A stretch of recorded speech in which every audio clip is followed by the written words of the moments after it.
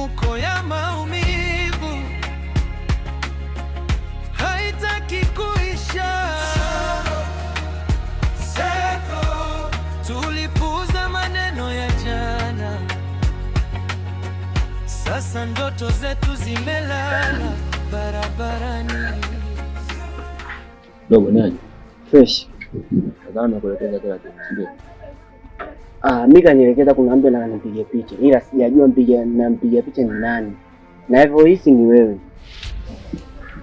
Nataka nikupekaje. Kuna mtu kampiga picha za uchi. Unaiweza hiyo kazi? Kusio kazi, yani usiulize, yani hiyo kazi mimi naifanya kindaki, yani kuna mumi mmoja huwa ananipaga hiyo kazi nifanye. Kwa picha moja huwa ananitaka kwa laki moja. Basi sawa. Kuna mtu atakampiga picha za uchi. Akiwa amelala na akiwa kichwani na koga. Kila picha moja itakupa laki moja. Na pia nahitaji unganisha na watu wako ili kampuni yangu iende. Kuhusu hivyo, mimi angekuwa mtu mwingine, mimi singefanya hiyo kazi. Lakini nyewe hauni giga hapo. Cha msingi hapo, onyesha picha, tufanye kazi na mzigo wa mezani. Unajua sio?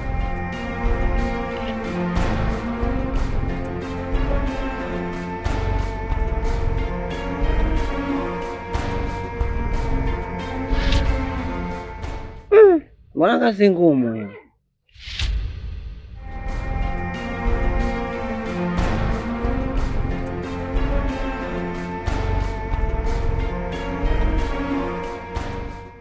Ujue mwana hata simuelewi ujue. Kitu gani ambacho kielewi sasa? Ule muda anaonyesha ile picha. Ile ni picha ni ya kwake. Kwa hiyo anamaanisha nikampiga ile ni picha ya utupu.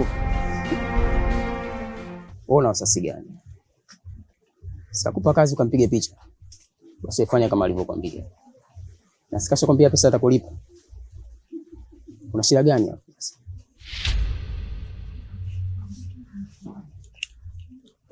Isiwe mnanicholea mpango. Tutaonana wabaya. Nikucholeshe kwa lipi labda? Au nikucholeshe kwa mchongo gani hasa? Sikia nikwambie. Tilitala. Sawa. Pesa yangu hiyo mezani.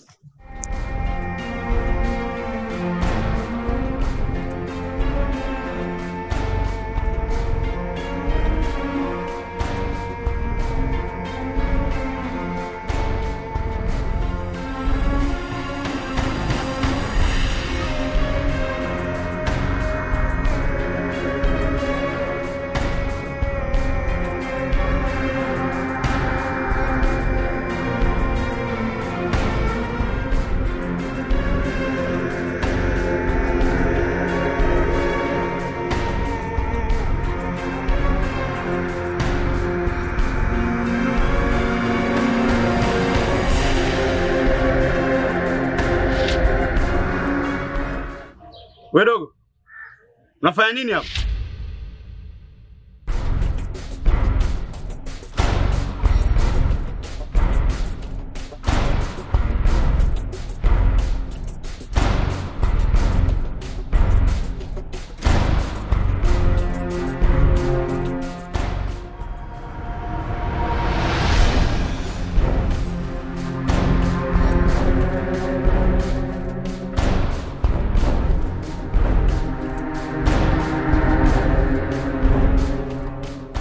Leo ndo najiandaa kupeleka zile pesa. Na kuna kijana ambaye nimemwandaa anaitwa Paul kwa ajili ya kuwasaidia. Umemwandaa kivipi? Kuwasaidia kwenye kazi ili iwe rahisi katika njia wanazopita kuwakamata. Kwenye kazi zangu wasitaki usaidizi. Sitaki kusaidiwa na mtu yoyote. Alafu huyu mwanaume alipigwa naye picha za faragha ni nani? Ukiwa unakuja kuonana na mimi, usije umevaa hivyo. Utanifanya nijulikane mapema. Sawa afande, nimekuelewa. Yule kijana ulikuwa unamkimbiza, amefanya nini? Yule kijana nilikuwa namtafuta muda mrefu sana. Na pale nimemkuta anapiga picha. Anapiga picha? Picha za nini? Hapa mjini kuna vijana wanajishughulisha na kupiga picha. Na picha hizi wanapiga mtu ambaye anaoga aidha kwa kwenye mapenzi au kwenye station yoyote ya utupu. Na anaposti. Aidha anampigia mtu mwenyewe muhusika na kumtishia ampe hela au aziposti.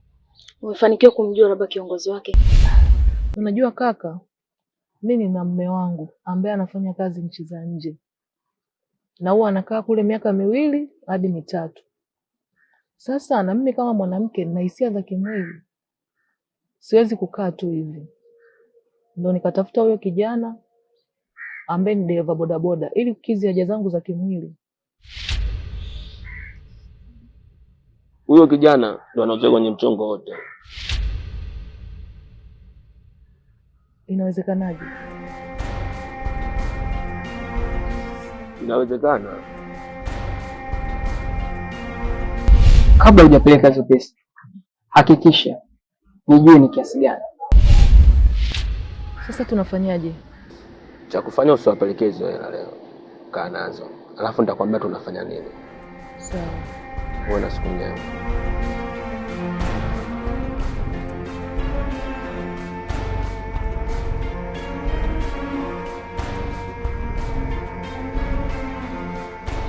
Kiongozi wake nahisi kwenye ile flash kama kuna jina ulikuta liandikwa Jitu la Mtumba, huyo ndio kiongozi wao. Vipi kuhusu kazi, umefikia wapi? Mimi mpango wangu bado, japokuwa najitahidi sana kuweka ukaribu na vijana wa mtaa ili nipate details, nijue naanzia wapi. Basi hamna shida, mimi nadhani nikuache nirudi kutooni nikaendelee na kazi nyingine. Sawa, wewe nenda kaendelee na majukumu yako.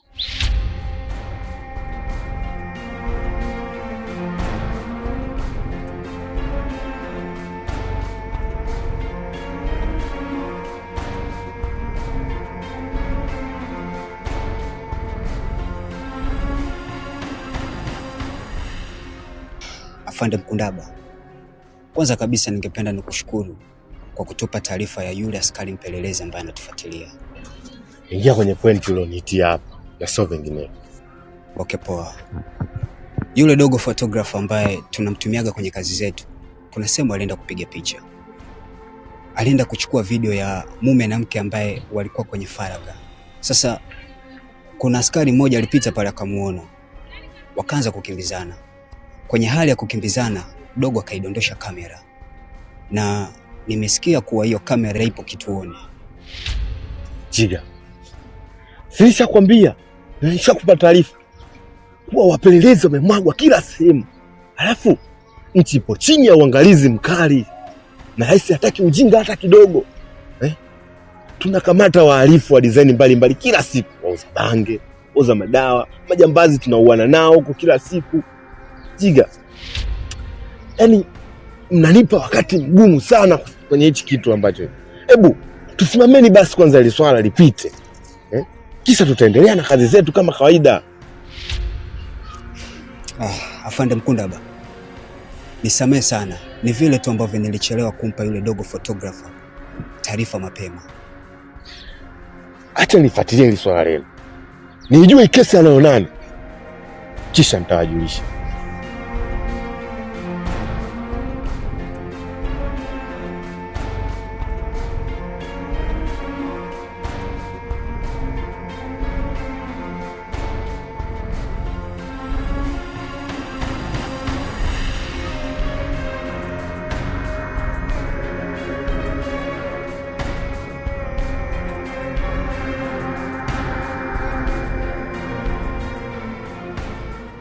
Vipi? Mbona umekuja bila bodaboda? Bodaboda yangu kuna mtu nimemwachia dai waka. Vipi mama mtu? Umenimisi? Hapana. Mimi kuna jambo tu nitaka nikuulize. Hivi kuna namna yoyote unanizunguka kuhusiana na zile picha? Picha? Yes. Kivipi yani? Maana naona mwenzangu umerelax tu, yani una wasiwasi. Sio kama sina wasiwasi.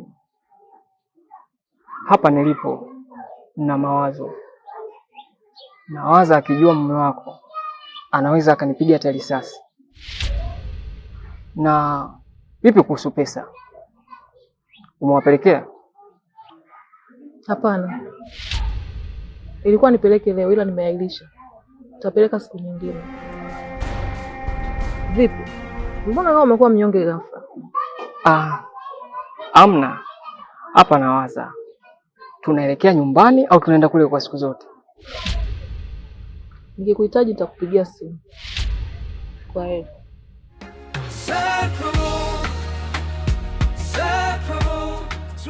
Kuna wakati wanaume inabidi tukutane sehemu tulivu kama hizi ili tuweze kuzungumza kiume. Afande Mkunda, kama maswala yako ndio yale yale ambayo unanitia, basi mimi nitaondoka. Hapana. Kuna kesi ambayo umeichukua. Mimi nilikuwa nahitaji hiyo kesi kuifuatilia. Unazungumzia kesi? Mimi nafuatilia kesi nyingi. Si unazungumzia kesi gani? Kuhusiana na kamera yenye picha za utupu. Kamera?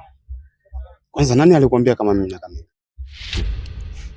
Afande Kao, kuna muda inabidi tuangalie maslahi na sio kitu kingine. Maslahi? Unamaanisha rushwa? Hapana. Ni vijisenti tu vya kuweza kusomesha watoto na mahitaji yao mengine. Afande Mkunda, mimi sio kama wale askari ambao ni chawa. Najua kitu gani unataka kukifanya. So, sihitaji kukifanya kwa sababu ni nje ya kazi zangu. Afande Kao, utakuja kujutia, lakini baadaye usije ukanitafuta. Kama nitajutia kwa kulinda vazi la askari na kufanya kazi kwa uadilifu na uaminifu, basi nijutie. Watu wengine bwana, unaweza kusema serikali ya baba yao. Black, naomba tuonane na mazungumzo na wewe.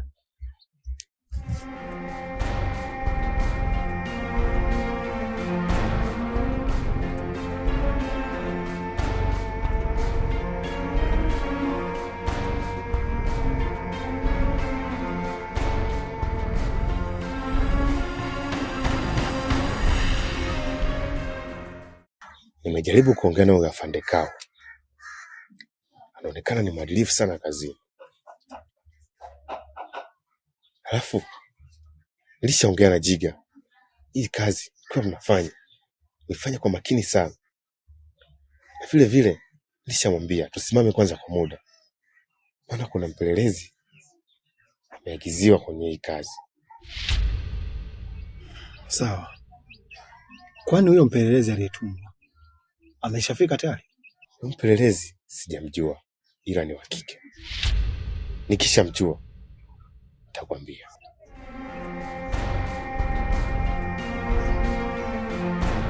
Sawa, mimi nimekuelewa. Tazingatia yote ulioniambia. Na inatakiwa tufanye nini sasa? Acha kufanya kwa haraka haraka. Kwa wazo langu mimi, tuongee kwanza na huyo Afande Kao. Ukishaongea na huyo Afande Kao, tuone uadilifu wake uko wapi.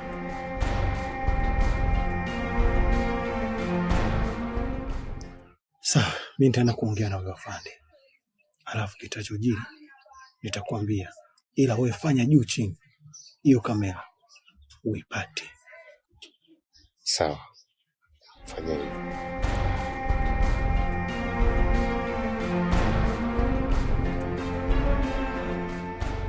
Afande Kao, acha tuingie kwenye mchezo.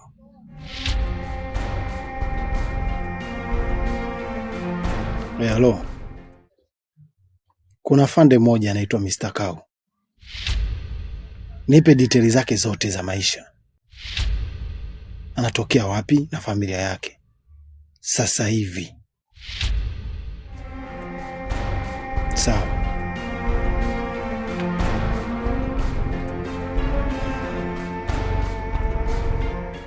Game lianze.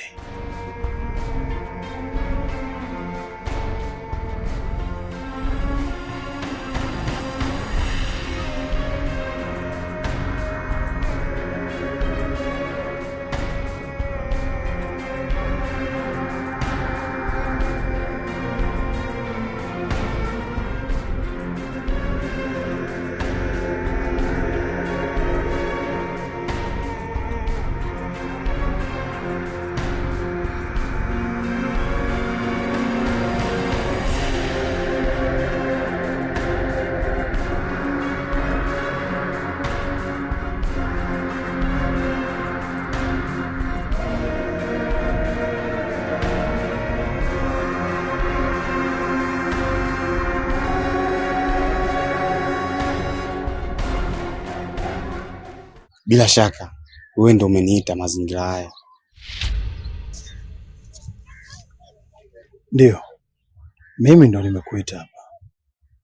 Naitwa Mr. Black. Mimi naitwa... Nakujua unaitwa Fandekau. Una watoto wawili, wa kike na wa kiume, ila huyu wa kike unampenda sana.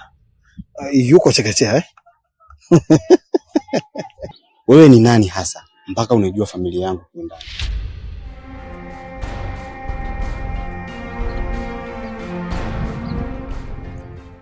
Mimi ndo yule mtuhumiwa ambaye unamtafuta sana kwenye maisha yako, na waaskari wengi wanategemea kumkamata huyo mtuhumiwa. Mimi nafuatilia watuhumiwa wengi, sijui wewe ni mtuhumiwa yupi. Naitwa Jitu la Mtumba.